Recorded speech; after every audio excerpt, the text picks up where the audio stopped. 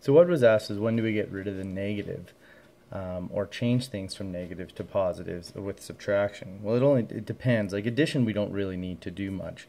So if we have something like 4 plus negative 3, well, it's already an addition. So that's good for us. We don't need to do anything here. So in this case, all we're going to end up doing then is just sort of working with our numbers. If we have a positive 4 and a negative 3, the positive number is higher, so our answer will be positive. And because, well, this is like saying we have $4 and we're losing 3, we're still going to end up with 1. So there's no change to do ever when it's addition. But when we get something with subtraction in it, sort of say like 6 minus negative 2, well, now we have that subtraction and we don't want it. And that's when we get into this idea that we were talking about with the additive inverse. Additive means change to addition, inverse means to take the opposite. And so we're going to change that subtraction there to addition. And so this will now be addition. But if we change that, we got to change the one that follows it. So the negative 2 has actually become now a positive 2.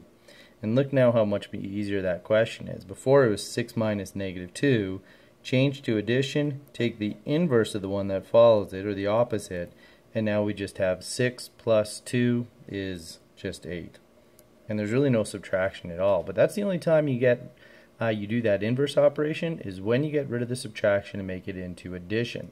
Okay, so we could end up with something like this, where we'll get 6 minus 4 minus negative 2 plus negative 3, and now we have a bunch of them together.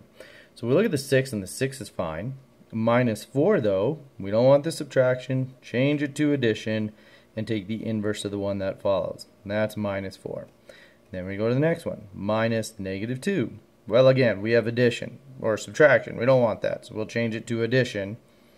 And negative 2 will become positive 2. Why? Because that's the inverse of what it was.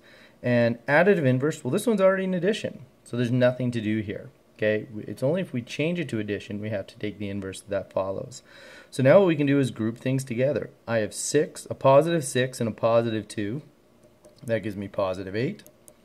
Plus, I have a negative 4 and a negative 3. Well, altogether I have negative 7. And now I look to see which one I have more of. I have more positives, so my answer is going to be positive. And because, well, if I have $8 and I take away 7, I'm going to be left with 1. That's what my answer is going to be. I hope this helps. Sort of quick and easy. So if you still need more help, come and talk to me tomorrow.